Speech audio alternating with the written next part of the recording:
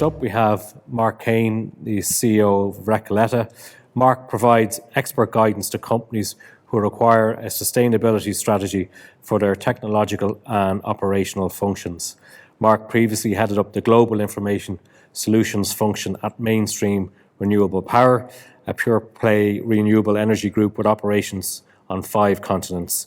Having led the first implementation of Microsoft's Smart Energy Reference Architecture worldwide, Mark subsequently led the 5-year Sustainable Digital Transformation.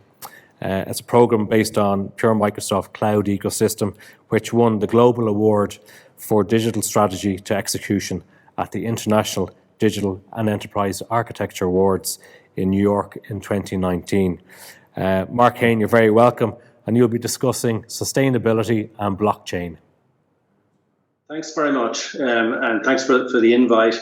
Now, people may have looked at the title of that, Sustainability and Blockchain, and thought that's an oxymoron. So that's something that I want to address. So let's talk first of all about blockchain, just to bring everybody onto the same level of understanding. What is blockchain? At its simplest form, blockchain is a distributed ledger where you have copies of the same ledger on multiple nodes. And the strength that gives you is that any additions that are made to that ledger, all of the nodes have to be in consensus that is an accurate change. So the great first trait of blockchain is that it is immutable, which means it cannot be manipulated. And that's something to keep in mind with regard to sustainability. The second key point is that as you add things to this, data or transactions to this chain, you have traceability of what has gone before. So we see use cases on provenance, whether it's of goods or whether it's of clean energy. That's a second great strength. And then when it comes to what we call public blockchain, which is visible and open to everybody, is the transparency. So the table here is from a World Economic Forum paper from, I think, 3 years ago, and it was identifying across different industries. But I just highlighted in green the areas where blockchain technology can benefit from the sustainability point of view. But the first thing that I want to do is address the elephant in the room. And I think anybody with familiarity with blockchain, particularly with Bitcoin or Ethereum, is aware of what that elephant in the room is. And it is the energy usage. The energy usage of particularly the 2 biggest blockchain ecosystems, Bitcoin and Ethereum, are through the roof. I took that one from, this was back in February. I think Bitcoin was consuming more than Argentina. I think it's now more than Norway. The reason for that enormous energy usage is because of the multiple nodes that have to create consensus and run complex algorithms to do what's known as proof of work to establish that the ledger changes are accurate. So that is the massive elephant in the room with regard to Bitcoin and Ethereum. Bitcoin being the very first blockchain cryptocurrency. There are now approximately 5,000 cryptocurrencies out there, of which there will be winners and losers. The losers will be those that are what you call meme currencies, and the ones that have the potential to succeed are the ones that are solving real world problems. And sustainability is our biggest real world problem. But we cannot ignore the energy usage scenario of certain ecosystems.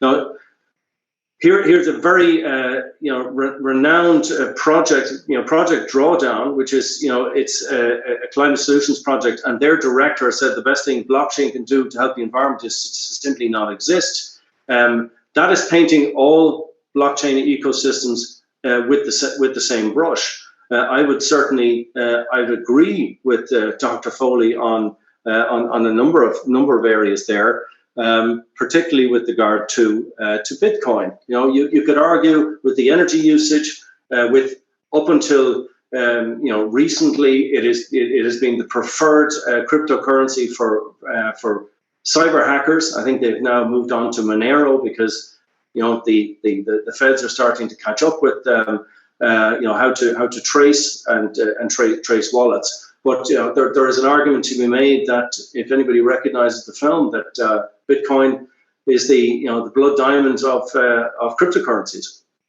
So, but let's come to the counterpoint. We have to realize that not all blockchain ecosystems are created in the same way. Bitcoin being the first, it had it was solving a particular problem, which was how do you establish trust where no trust exists, and this was the idea of the multiple nodes doing work to provide consensus. But there are other ecosystems out there. Particularly, I'm going to talk about the VeChain ecosystem. This is one that was set up by the former CIO of Louis Vuitton, and with the goal was provenance of goods. This uses a more advanced model, which is called proof of authority instead of proof of work. And you can see the energy usage of it is a fraction of the entire energy usage is 2.4% of what it costs to mine a single Bitcoin. So it's a radical difference there. There are many other blockchain ecosystems. One other one of note is the energy web. There's many renewable energy companies are partners of the energy web, using it for renewable energy certificates. One that I wanted to highlight there is something that was a landmark last year, which was Microsoft bought something known as a Peace Renewable Energy Certificate for a solar plant in the Congo. And what they were paying for there was the social good of the fact that the energy was being created from a clean source. The electricity was being used elsewhere. They were paying for the social good.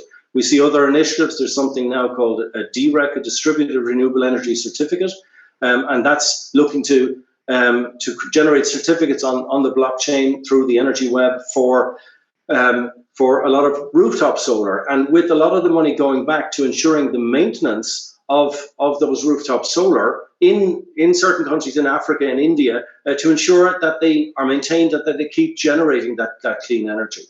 So this is the first message I'd like to take, is not all blockchain ecosystems are equal. Not all blockchain systems are Bitcoin.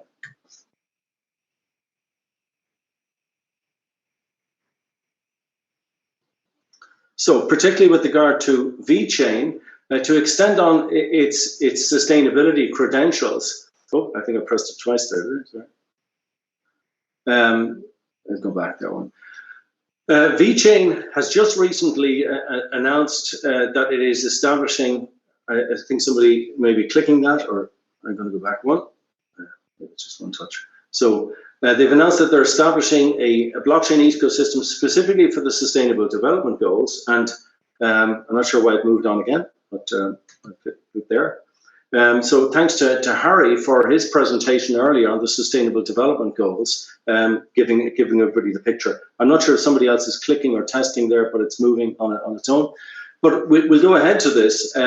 You now have all the context of the Sustainable Development Goals. In a nutshell, it's the world we want by 2030. This is what we should be aspiring to globally, and what we should, as organizations, be aligning to.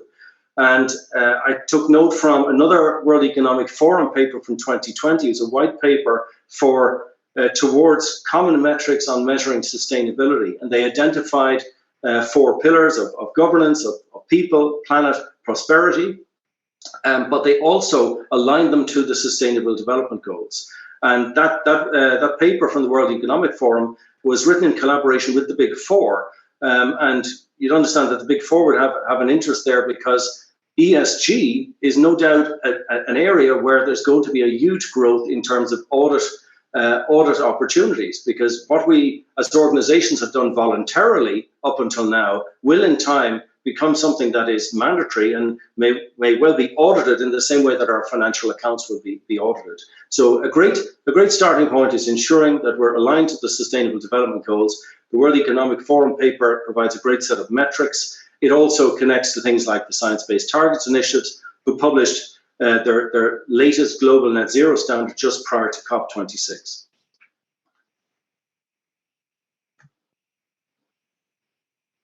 So the UN themselves, they see the promise of blockchain. They see it as a positive development. And well, what are some of the areas that we could address?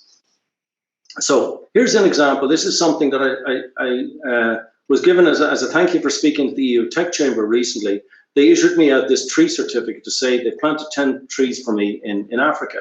Now, that's very nice, but I have no way of verifying where they are, where those trees are, whether they're still there. Is there something that as an asset, a digital asset that I can hold on to? Now, if you take that up to a higher level, we have seen this with reports in the Guardian area this year talked about multiple airlines claiming carbon offsets for the same area of land in the Amazon. This is an issue that blockchain can solve through incorporating the geolocation of any of these areas into its ledger to prevent the double counting. So it's a real use case where we can prevent a combination of double counting. We can prevent these sort of greenwashing initiatives. Another example would be in clean energy generation. You said that the energy web is generating clean energy certificates through there. This is something that there are a number of organizations, I know of airlines, that are making a contribution to wind farms or to solar plants. They're not buying the electricity, they're paying for the fact that this is producing clean energy in a region that otherwise would be using fossil fuels. Again, the question is, in terms of ESG, in terms of auditing, how can you verify that you are not also paying what somebody else is paying, and that you're both claiming for the same things? Again, it would be through renewable energy certificates generated that are telling you the megawatt hours, the clean megawatt hours, and the date and time that they're being generated, and that the blockchain is not allowing them to be generated for that same time for another owner. It can only exist and be owned by one party at a time. So those are real use cases that you can solve by using blockchain technology. So carbon offsets, many of them rightly are getting a bad rap. We have the example that I mentioned there, the Guardian had highlighted earlier this year about it's a flawed system where they are claiming for the same areas, or in fact have they got proof that these areas have not been damaged or been damaged by fire, or they're claiming in a shorter space of time the carbon emissions for the whole lifetime of that area. Greenpeace, the director of Greenpeace, has actually gone further and said we should end carbon offsets, but there are good or reputable carbon offsets, and there are bad carbon offsets. The ones that are genuinely preventing emissions rather than just offsetting something somewhere else are the ones that are more reputable. There is a stark difference between them.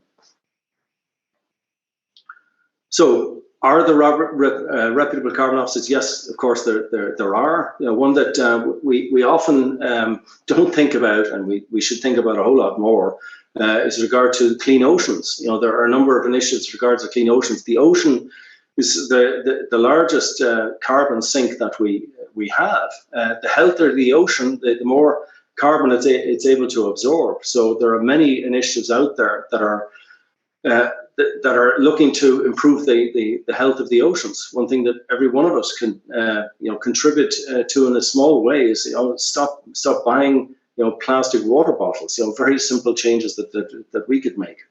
So there are reputable companies that are doing carbon offsetting.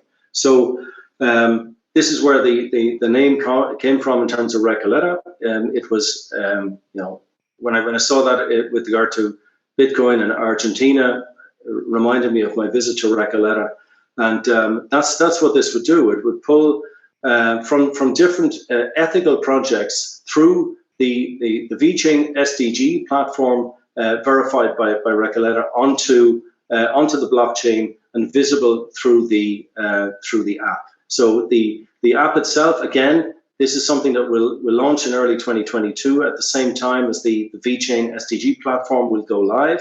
In case anybody's looking for it now on the Play Store.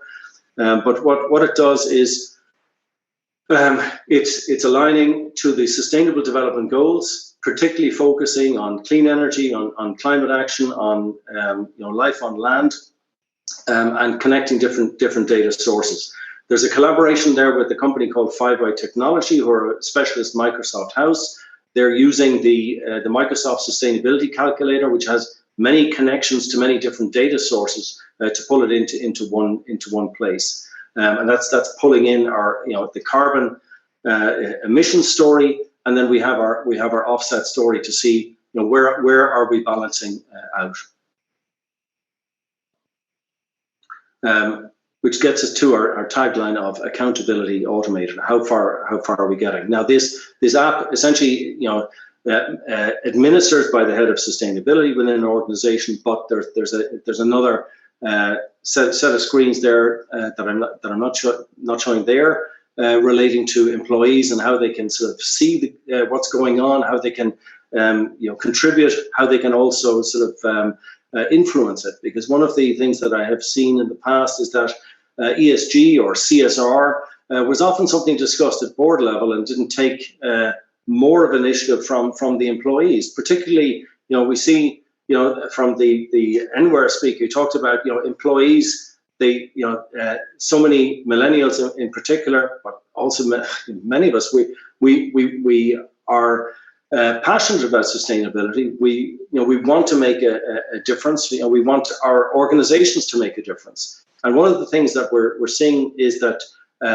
there's a convergence now. It's not only employees, it's not only customers, but also investors are telling companies that they have to improve their ESG because it is a financial risk.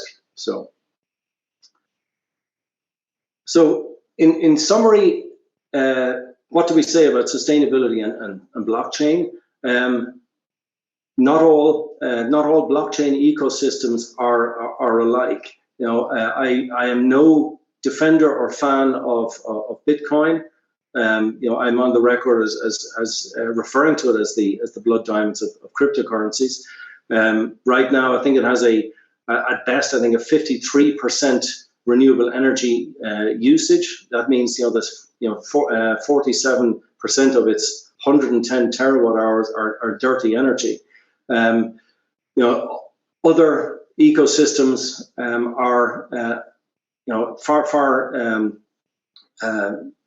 more efficient, but are also they're solving particular real world problems. So in particular, VeChain is positioning itself as the blockchain ecosystem for sustainability. It's aligned to the Sustainability Development Goals and is launching this new platform. The other thing there is just to note that Recoleta Technologies, in conjunction with VeChain, is the gatekeeper to ensure that only something reputable gets onto the blockchain. Because once on the blockchain, everything is immutable. It cannot be sort of altered.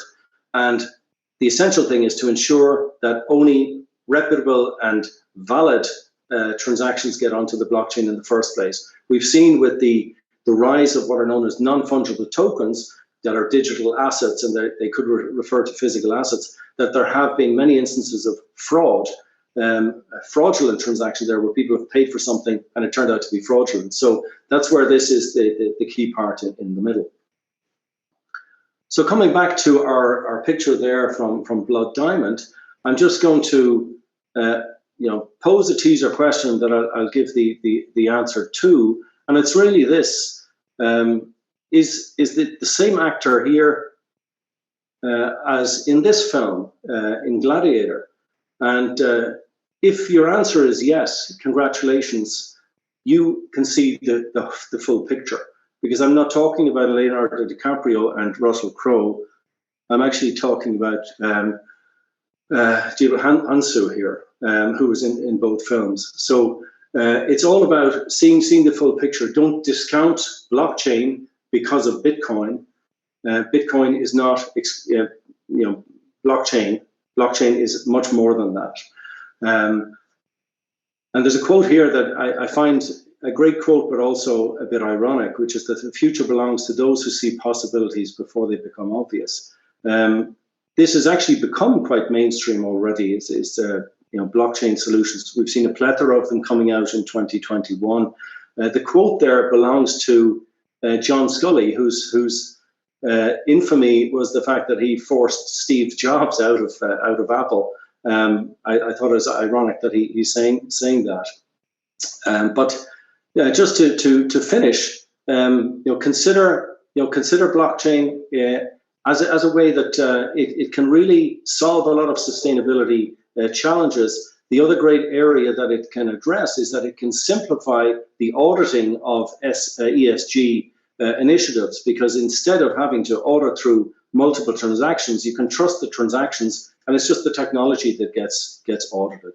So I'll just leave you with a quote from I think Maximus from Gladiator to finish, and because sustainability is the single biggest transformation challenge that we all have to face, and it's something that we cannot ignore. We cannot look to the leaders that we've seen not deliver at COP26. As organizations, as individuals, we all need to take charge and make changes ourselves, because, as Maximus said, what you do in life echoes in eternity. Thank you.